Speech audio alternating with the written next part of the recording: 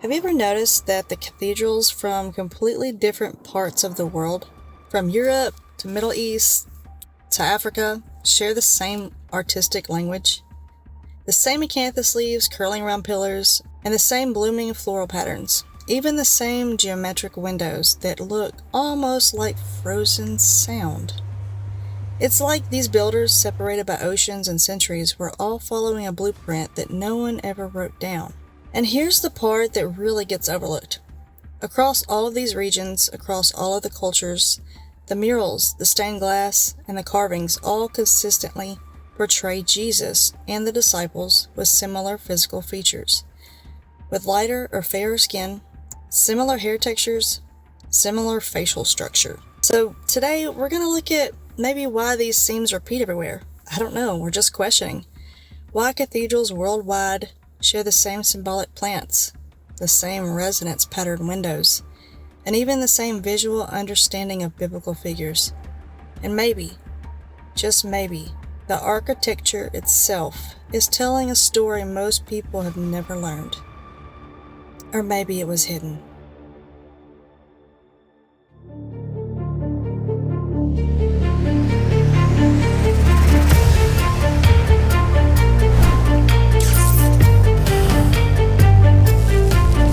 All hell breaks loose if it's not in his order.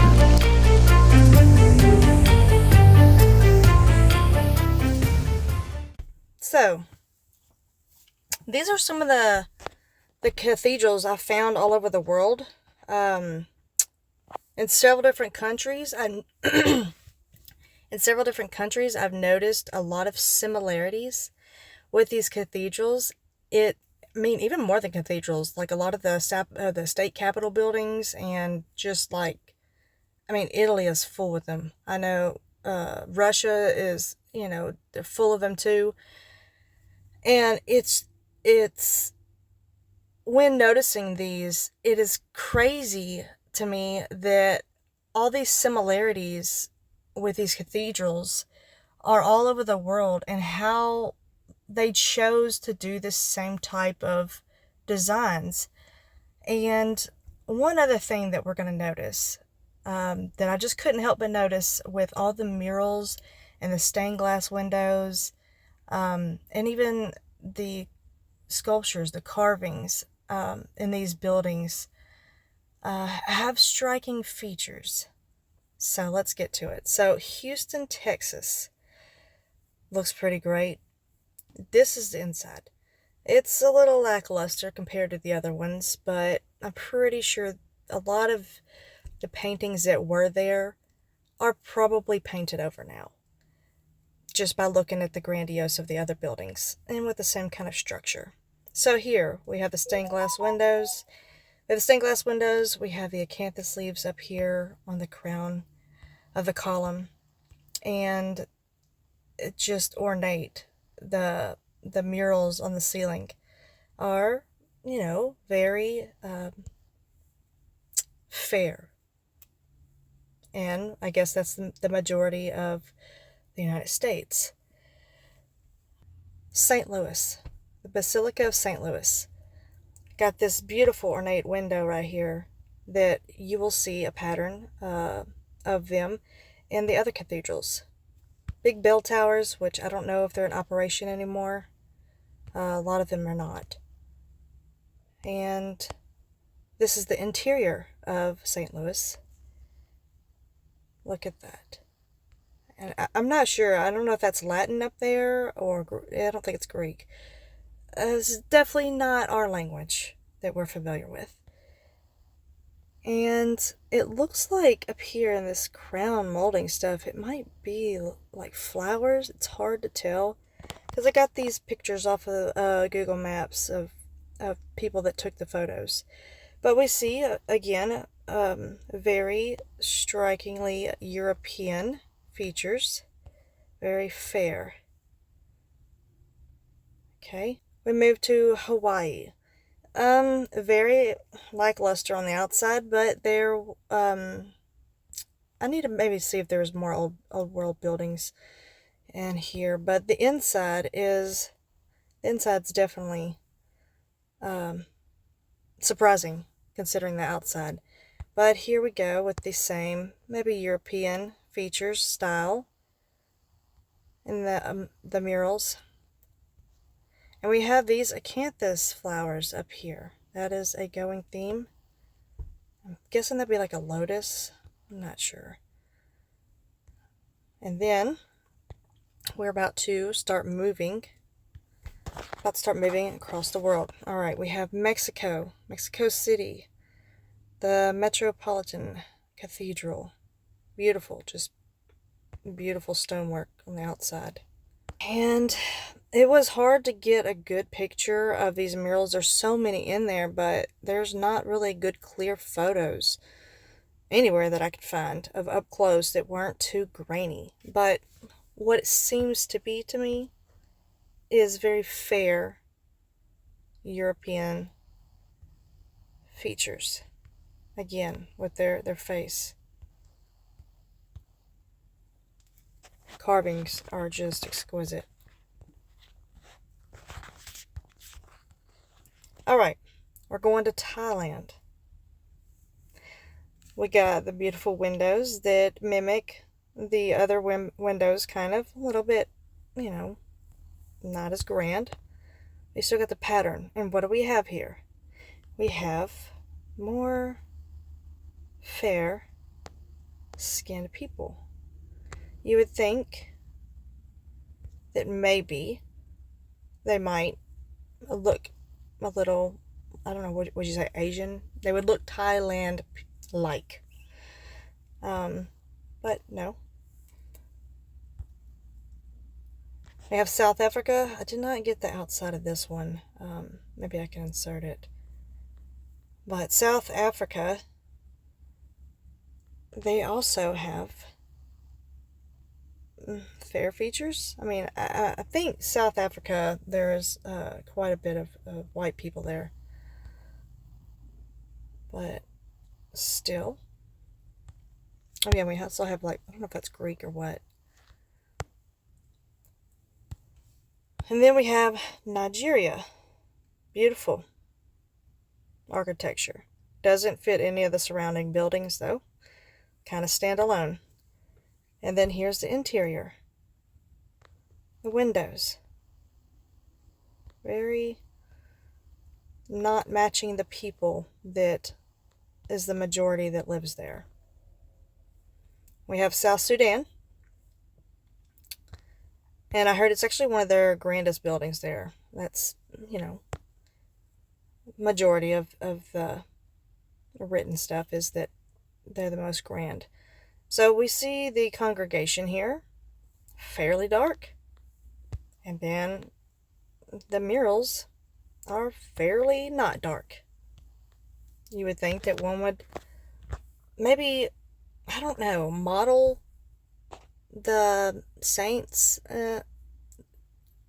towards, whoever made this, the artist and stuff. You would assume that it was in the, they lived in the land with the other people, that they would mimic, Mary would be darker because that's what they're used to. And you got to think, maybe these people didn't travel abroad, especially when it says when these buildings were built in the late 1800s and early 1900s, that they were, maybe not seen too much of the world, not seen too many different characteristics of others. And you think that they would be more closely modeled to what they look like, I would think. Ethiopia. Pretty grand. Looks like here, maybe, I don't know if we have stained glass windows in here. Oh, we do. In Ethiopia, we also have the very fair Jesus and others, the saints. And we also have that different writing over there. Interesting. Japan. Now, you would think we're going to see people that look like, Japanese portrayed as the saints. Well, I guess no stained glass windows. Oh, just kidding. Yes, there is.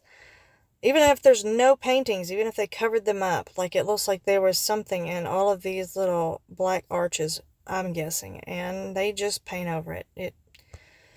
But the stained glass windows don't lie. Here we go with, what's that, Greek? Something? I think it's Greek. Why would you have Greek words in Japan? I don't know. But also, why would you have someone of a fairer, different type of people features? Words. You would think they might resemble the Japanese a little bit. Here we go in China. We got these glorious windows again, which, by the way, all of these windows very much resemble sound resonance patterns, different hertz patterns with sounds and tones, the pitches, create different shapes on water, on sand, oil, any type of different materials are used and they show these shapes.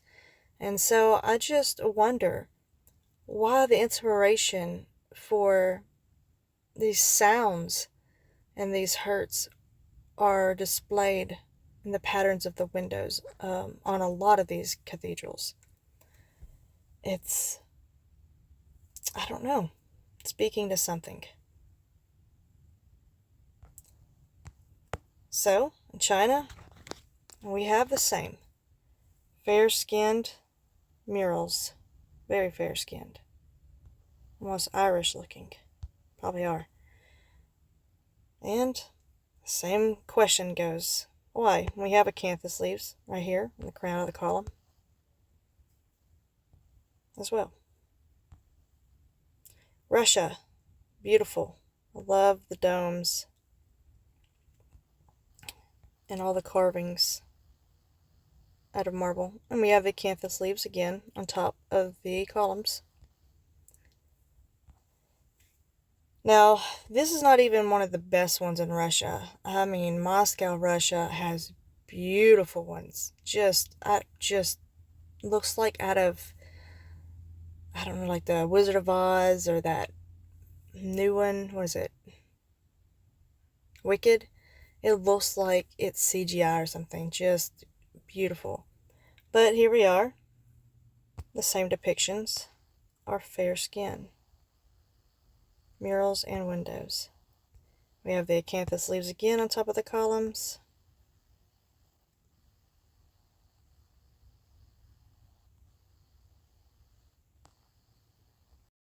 Now we have a really cool looking one inside of this cathedral in Egypt. It looks kind of mosque-like on the outside, but there is beautiful murals inside. It's Heavenly Cathedral in Egypt. And just look, there's this magnificent. You have, again, the fairer skin and all the photos, and all of the murals. And then you also have these flowers everywhere.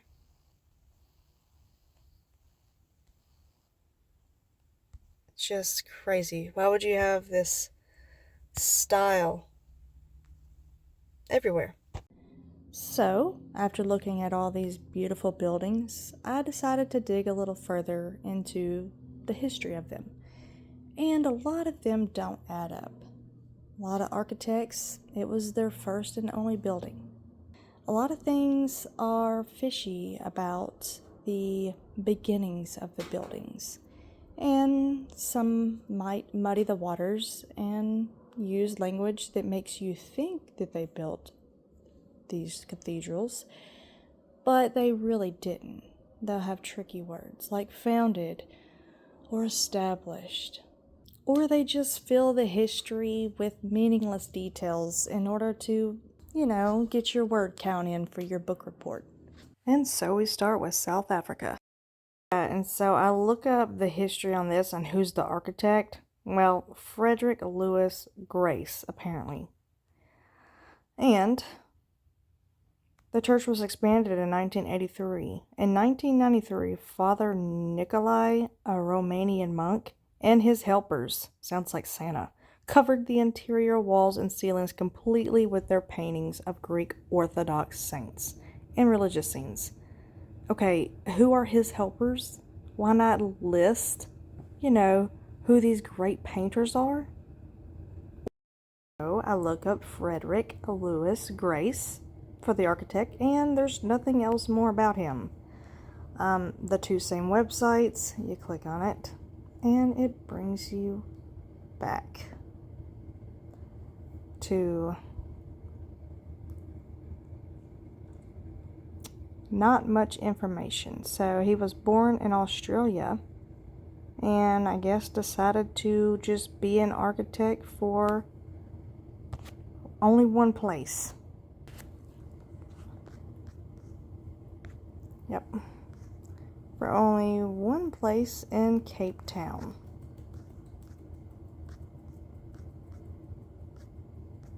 Crazy.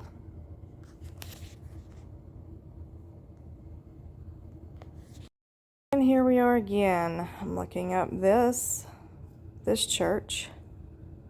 This church in Egypt. Or cathedral in Egypt. And looking up the year built because I can't find it. And I still don't have information on it. It's bringing up a different church. But I click on the only source, and it still doesn't say the year built. It just says it was completed in 2010. Sure it was.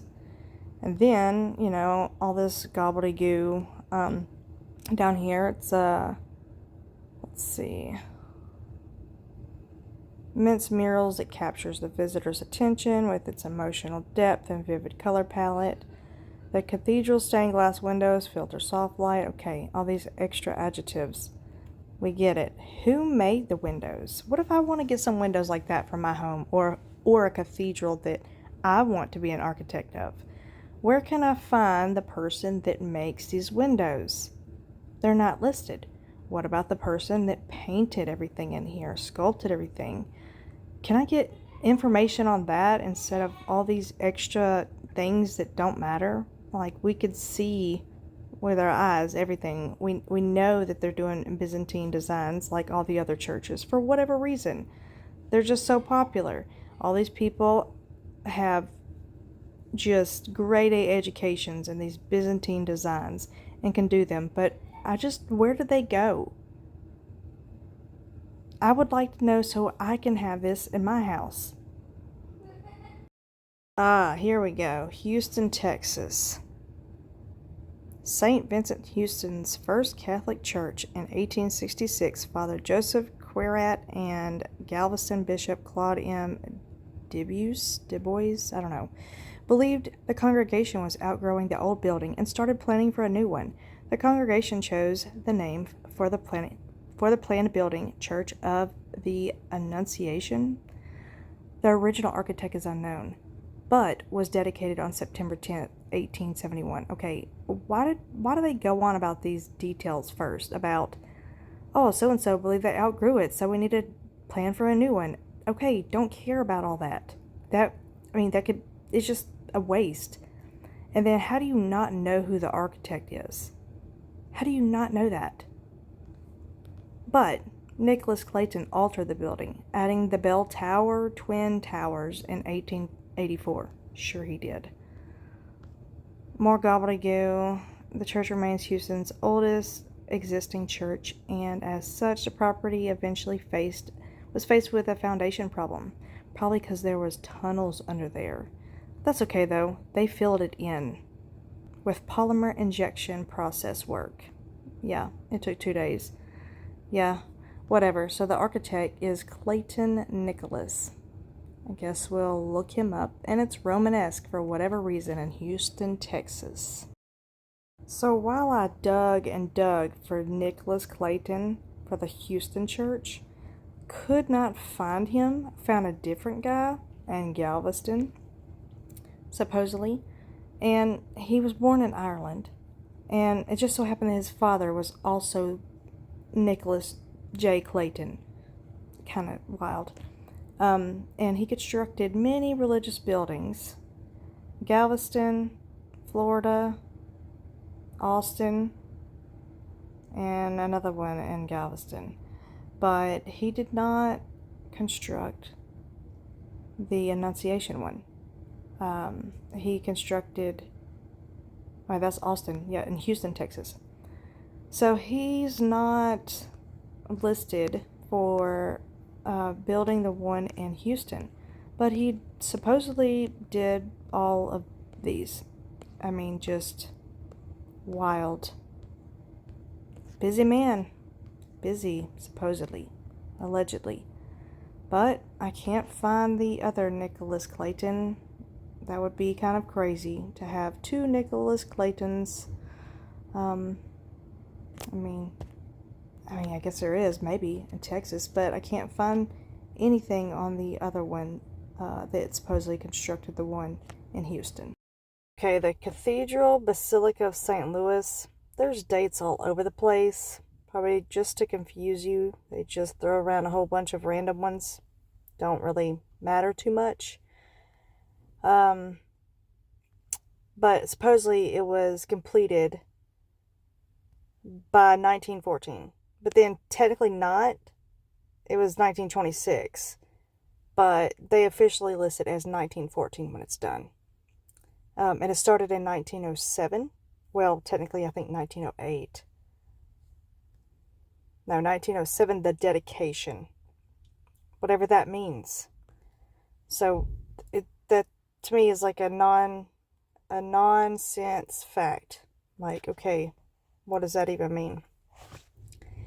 And then, groundbreaking, 1907, completed in 1914. Construction cost $3 million on the dot. The materials are made of granite, brick, marble, and mosaic tiles. And I wonder how they got all that marble there with horse and wagon. This is the crazy thing.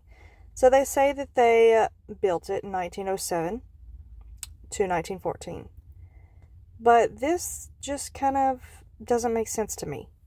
The church basement, because of course it's going to have a basement because all these old buildings have basements. And a lot of them, their windows are, half covered, or it's like they dug out the street in order for you to see the bottom windows.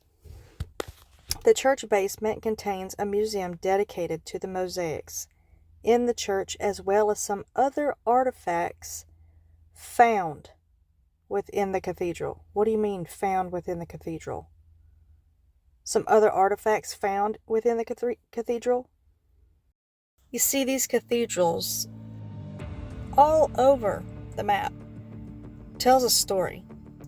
But is it the story we're supposed to notice?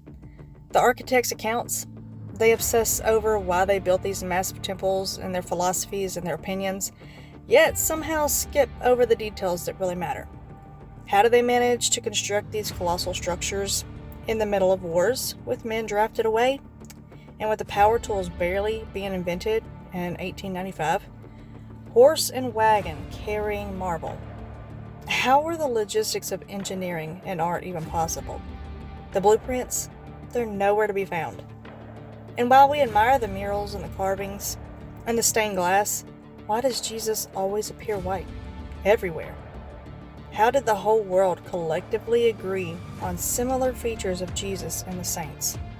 Even in countries with the mass majority is very dark. How and why? The more I dug into the builders, the more I noticed something strange. Blocks away, completely different architects, yet the same style and the same colors and the same carvings. How could that happen? It seems like every architect went to the same school and was told to use the same flowers and same leaves on every building that anyone constructed. When was the last time you heard, "Oh yeah, my granddad was one of the hundreds that carved these pillars"? You don't. There are too many questions for these buildings that should have more answers, especially since they were allegedly built a century ago. Those questions drew me deeper into the St. Louis Basilica. Then I found the World's Fair held there, and countless other buildings with vague, sketchy stories. I don't buy the narrative. And honestly, with the hard to find truth about any of these buildings and how they were made, and the lack of details around them, and considering the murals and all of these cathedrals, and even more, they're in Capitol buildings and other buildings that look like this too. One has to question, why are all the paintings reminiscent of Revelation? Why does it look like it's telling a story of things that happened?